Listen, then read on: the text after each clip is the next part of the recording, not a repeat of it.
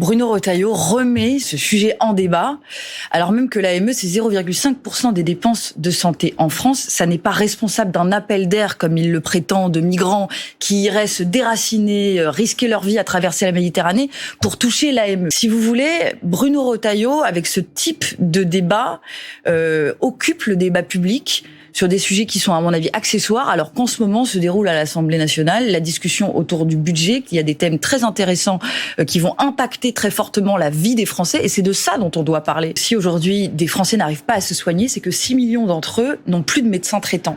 Aussi. Et qu'il y a un septième des Français qui vit aujourd'hui dans un désert médical. Et on sait que le problème des déserts médicaux, il existe depuis 20 ans. C'est-à-dire que c'est un problème vieux de 20 ans, et on n'a jamais agi sur le sujet. Et quand les socialistes, à travers la voix de Guillaume Garot et de sa proposition de réguler l'installation des médecins, pas de faire un système où on va dire à chacun où il doit aller, puisque 93% de l'installation restait libre dans ce projet de loi.